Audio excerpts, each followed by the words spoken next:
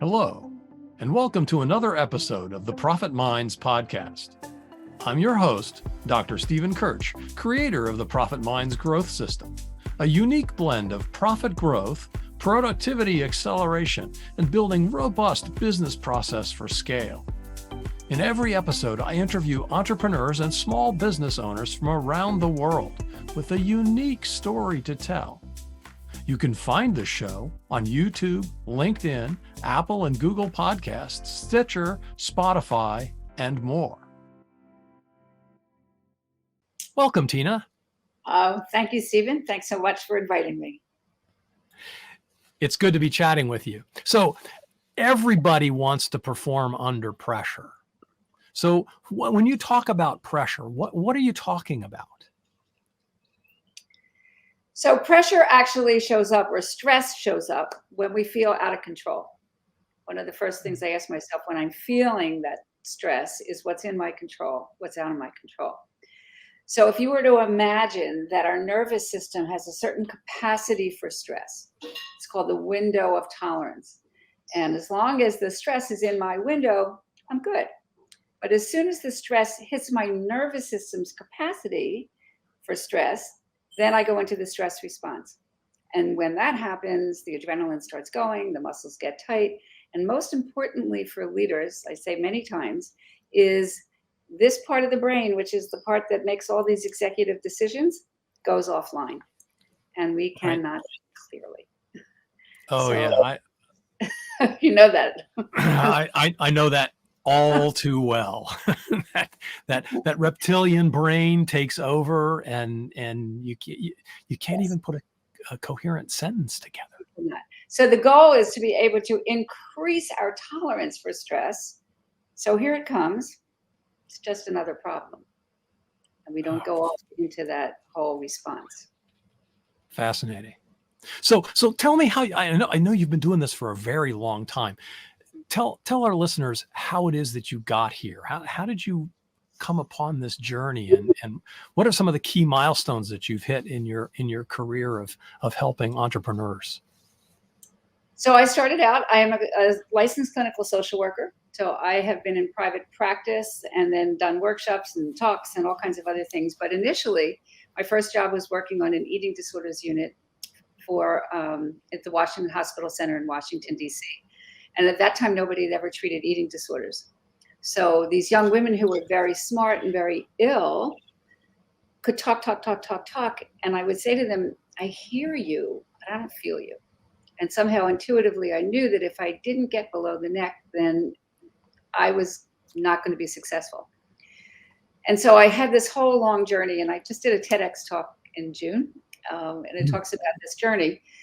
And what I realized, my first clue was at a yoga class where I got into that state of shavasana where you're nice and calm and the mind is really quiet and the body's really quiet. And I said, wow, if I could only get these young women to do this, maybe they wouldn't need their eating disorder. Because in my experience, all addictions are anxiety-based. And they're almost always about feelings that we don't want to feel. So that became the problem that I was looking to solve. How do I get under the conscious mind? Because the talk wasn't getting me anywhere. How do I get here to the body and the memory? And this was before a lot of the neuroscience was around. And so I was just kind of following my nose. And I wanted to be very successful with helping people actually solve their problems. And so it's been a great journey along the way of my own experiences. I've had trauma in my life. I lost my parents in a car accident. I had breast cancer. I had a nasty divorce. I had many things that challenged me. And I never just stopped growing personally, doing my own personal work. And I figured if I could do it, then I could teach it. So I became my own guinea pig, trying this and trying that, and this technique and that technique. And until I put together, it became much clearer to me how we are put together. And then I could really be really, really effective in helping people make those changes that they want to change. I know that people really don't want to be triggered by the same old things over and over and over again. And I was learning the secrets of how to help them. Yeah. And you know, it's really interesting that you share that, because they say that we are often best able to coach the former version of ourselves, and I hear that in your story, that you have been through this many times and had those stressors appear, and so that's really fascinating. And now I presume the brain science, because you said we didn't have all this neuroscience back then when you started. The brain science now has pretty much caught up with you, right? It's very clear. You know, surpassed me as well. But, you know, one of the beautiful things about having this profession is that we're required to do continuing education. So every year I had another opportunity to take more and more courses, but I made it very specific. Very early on, I decided that I wanted to be an expert. I didn't know exactly what at the time, but if I just chose the courses and the curriculum and the trainings and the workshops and studied with the people that I thought were masterful, I would gain mastery in a particular area. And so I did. I chose all these things that had to do with pretty non-traditional therapy at the time, which then kind of took me into the coaching arena, because I'm really a teacher at heart. So if I know it, then I can teach it. And that's really kind of been the basis of, it was very strategic, actually, to be able to learn the things that I was looking for. And the way that I kind of always would find it, if I was sitting with somebody and I'd say, if I knew how to do blah, blah, blah, and I didn't even know what it was, then I would be able to help you better. And then the next day, something would come across. It would be a pamphlet or an article I would see with the next training that was up for me. And it's been a fabulous journey, really, truly. Wow. And continues to be. I'm still very passionate about it. I can tell, and obviously very well educated in the how the brain works and how it interacts with the body, and understanding all of that. So, who's your ideal client, and what's the problem that you solve for them? It sounds like sort of managing stress is the thing. Yes, so but how does that show up in business? I guess that's the question. I really like working with big minds, complicated people issues. I have one client who is a CTO of a cybersecurity company, and he said, I don't need you to talk about tech issues. He said, I've got, hundreds of people below me. He said, but I need your help with the people part of this. And so I was just having a conversation with somebody earlier today, and we were talking about wellness, mental wellness versus mental illness. And I'm really on the mental wellness side, because I believe that good mental health is not a natural sport, it's a learned sport. And just like any other skills that you need to learn, these can be taught. And if we don't have some way of learning them, then we operate on kind of the way that we were raised, in that reptilian brain, and the way that we react, and the biases that we hold, and all those kinds of things. So I like working with big leaders, because as good as they are, they can all be better. This is really about peak performance. It's coming from a place where you're already good at what you do, but let's make you great. And what are the things, the tactics and the strategies that, the great leaders and the great athletes and performers have, like, right at their fingertips, because you can learn that. And it comes from repetition and practice until you're building new neural pathways, so that the stress that comes along that would kind of drive you crazy, you have a lot more space. When I go like this, and with greater tolerance, the information comes much more quickly. And if you have a new habits, then you respond in a way that you never did before. And it's actually life-changing, and it's tremendous freedom, really. It's interesting. You made the sports analogy, and also the illness wellness thing. Are there exercises then, sort of like going to the gym mentally, that you use with your clients? Yes. So in this program that I created, which is called Mastery Under Pressure, I start with the body first. It's learning how to quiet down the body.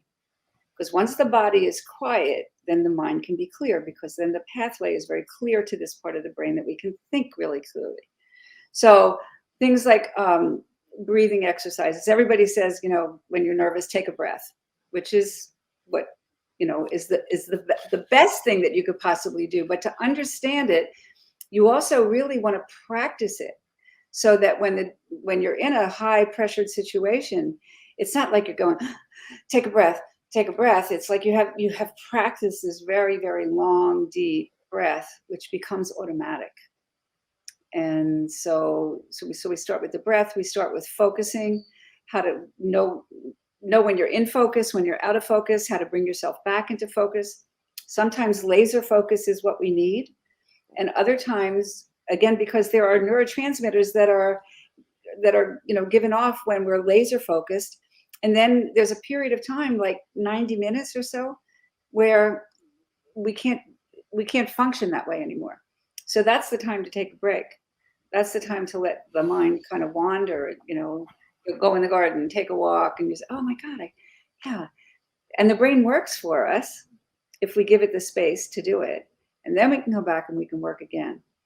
So that there's a real science to how you get yourself into a peak performance. Yeah, I've heard people talk about divergence and then convergence of thinking, right? It sounds pretty similar, right? Focus is that convergence, and the divergence is obviously the opposite of that, or going really broad and thinking about lots of different things, and you're not thinking and letting the mind just letting it go, right? Yeah. Oh, wow. Yeah, that's a great idea.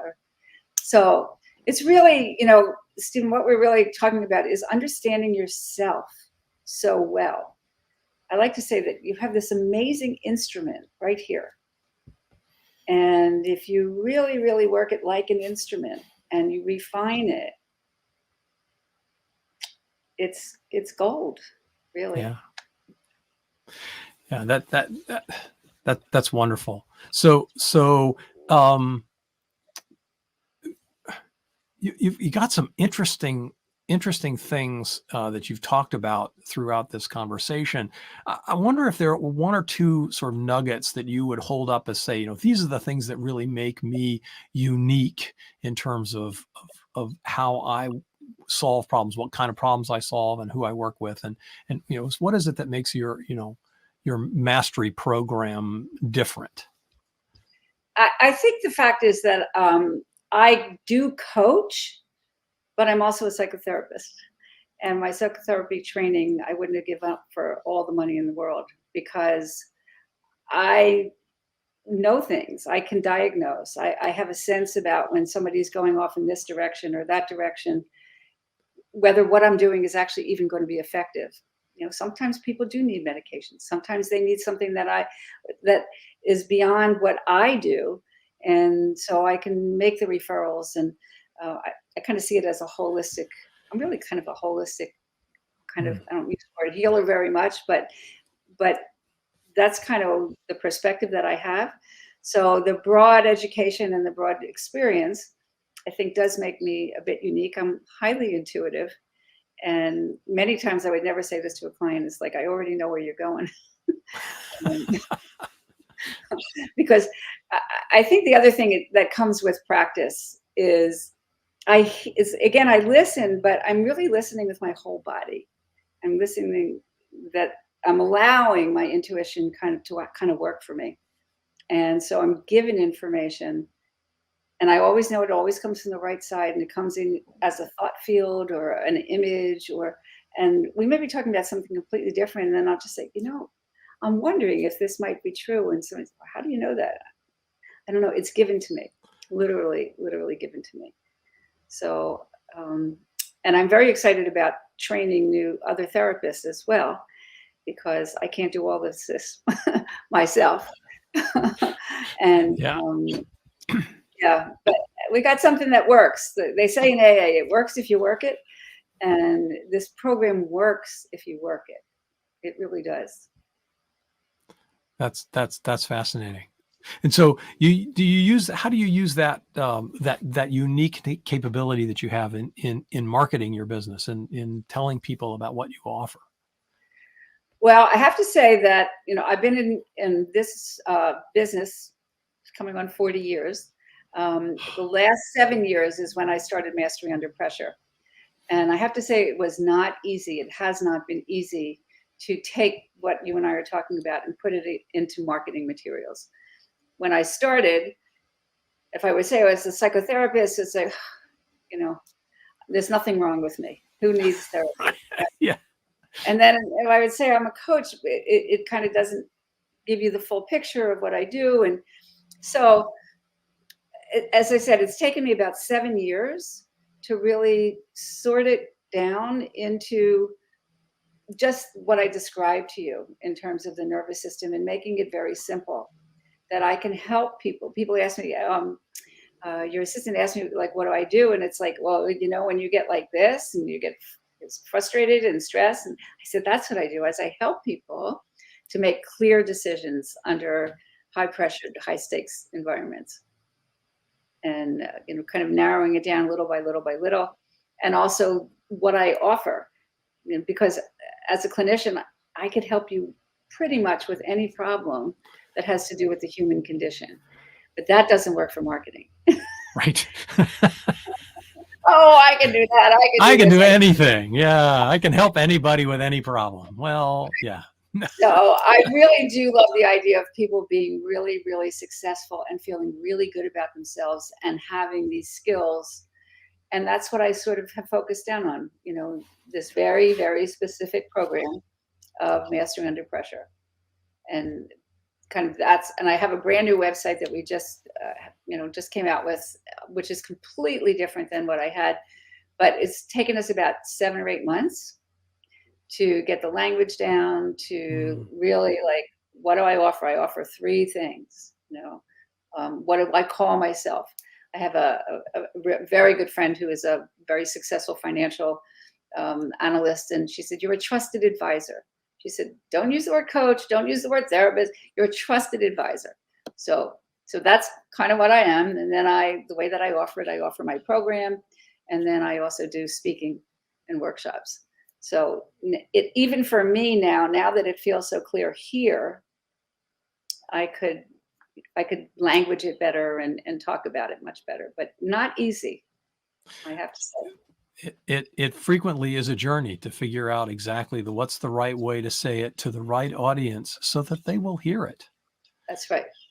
Because you have to, in order to get their attention, because there's so much noise, you have to interrupt the conversation that's going on in their brain, right? That's the key to successful marketing. Right. And just that statement, and I didn't make this up. I've had a lot of help. I've paid for a lot of help. I've lost a lot of money. We can talk about all that stuff of all the things that I've done wrong, or as part of the journey, as somebody likes to say. Each piece was another learning. Learned 1,000 ways not to do it, as Edison said, right? Exactly. But just having that demonstration of, like, what do you do? Well, when you get tense, everybody can relate to that. And depending on how much of an issue that is for you, then the rest becomes interesting to ask me more questions. So what kind of mindset do you need to be successful and sustain it? You need a lot of grit. You need to believe in yourself. You need to understand what it is that you're actually attempting to do.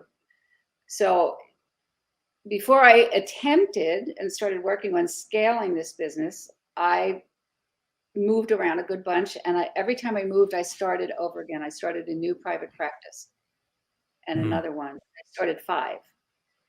And so I knew after the first 1 or 2, what the formula was. And I could start a private practice again if I chose to do that. That's kind of not where I'm going right now. But having the knowledge of what I needed to do, and most importantly is the relationships. I mean, people talk about that all the time, but it's the truth. And what I learned is also you cannot make a business go any faster than it's going to go. And that's where I made my biggest mistakes. I thought if I hired this one and this one and this one, and they'd all help me, and it would all kind of, but starting in a much bigger arena than I was in before, people didn't know me. That's not where I built my reputation. And so these kinds of things and podcasts and speaking and getting people to see me work is when I do the best. Takes time. It takes time and patience and money, but also, again, starting out with next to nothing, I did a lot of trading. A lot of people, the person who invited us, put us together. She has skills that I don't have, and I had skills that she didn't have, and we got together and did some work together, and have become incredible friends, but also great business referral sources and colleagues. And so there's a lot that goes into it. And I think the other thing is you have to have a vision of what it is where you're going. I did a lot of training with Harv Eker and the Secrets of the Millionaire Mind. And there was a couple statements that he made. And one is you only need to see 200 yards in front of you. You cannot see the whole picture, but you can have the vision. You can have the star. And then every time you kind of get at a certain place, he would call it's not a ladder. It doesn't go a straight line. It's a lattice. I go here. No, I'm off course. No, I'm going to get myself back on. But it's that guiding light of what I wanted to achieve and the lifestyle that I want, and all these pieces, and is what I'm doing. Is it feeding that? And again, in this conversation, I had a wonderful conversation with a gentleman this morning. Everybody has to make decisions. Is it the money that you're going after? Is it the lifestyle that you're going? What do I have to sacrifice? I sacrifice a lot to keep this dream alive, honestly. So, and I'm still good. Yeah, and it sounds like you're making a huge difference in a number of people's lives, and that's great. So what is it that you're doing right now to scale your business, and what has you excited about the future for you and your business? So what I decided, because the way that I had designed my program initially is a lot of me in it. And if it's not me in it, then I had to get financially the money that I need to get in order to make that happen. And so it wasn't happening in the way that I wanted it to happen, or the way that I thought it could happen. Not at the level. It's happening, but not at that level. And then I was at a conference not too long ago, and a gentleman that I respect a lot, and I had been thinking about this a while. He said, you got to give different price points of your program so that people can come in at different times, at different amounts of money. So now what is a $5,000 program is now the people can have for $297 for the 3 months without me. And what I'm excited about is my assistant has started a group, and people are starting groups of like book clubs. So you can do it together as a group. There's homework, and so somebody can take a leadership role and put it together. And then what I say, honestly, what I teach, Stephen, it's common knowledge. It's just not common practice. Mm. And so if you have a structure and you have the commitment and you're willing to do the work, as I said before, this stuff works. I didn't make it up. I just put it together in a way that I think is very digestible and easy for people to learn. But so I'm very excited about that. I'm very excited about really kind of scaling it in the sense that it doesn't need me, and the information speaks for itself. And then training other therapists to do what I do, so that we really can spread it. I'm excited about. We also decided that a certain percentage, once I make a certain amount of money, a certain percentage is going to high school kids because they need it. And mental health challenges in that age group just gone through the roof in the last couple of years. with food. And again, the thing that's so exciting about it is that they can grab onto this stuff. They can do it. They can learn it. People talk about financial literacy as another thing that kids haven't learned in school. Mm-hmm. If we teach it, they can use it. So I have a lot of, kind of hopes and dreams for this, that it can spread globally. Wow. Yeah. That's wonderful. So if people want to get in touch with you, what's the best way for them to reach out? So they can email me, Tina at Mastery Under Pressure. I have a book. This Mastery Under Pressure is my program. I wrote the program first and then wrote the book. So a lot of what's in the 3 months program is in the book. The value of doing it, of actually the videos, and you can have them and you can listen to them over and over and over again. And they have homework, but I have a book. Just anything under masteryunderpressure.com is my website. And you can find me. I've got lots of podcasts that I've done and lots of articles and things to share, and on YouTube, and also my TEDx talk. I'm very proud of that because I've taken a lot of the things that we're talking about today and put it in a very succinct thing. And I created a little mantra that it's cut, reframe, respond. So when you're feeling that anxious, if you just stop what you're doing, and then kind of notice the feelings and sensations that went through the body, and then choose to respond differently. So. Yeah. Oh, that's so much like even the habit 1 from Dr. Covey's 7 Habits of Highly Effective People, right? Is that, being proactive, you have the opportunity to separate the action from the response. And that's exactly what you have codified in yours. That's wonderful. So, well, thank you, Tina. You've been listening to the Profit Minds podcast. This is your host, Dr. Stephen Kirch. Please visit www.profitminds.net for other episodes or to contact me.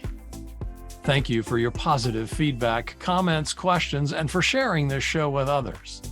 Thanks for listening. Have a grateful day.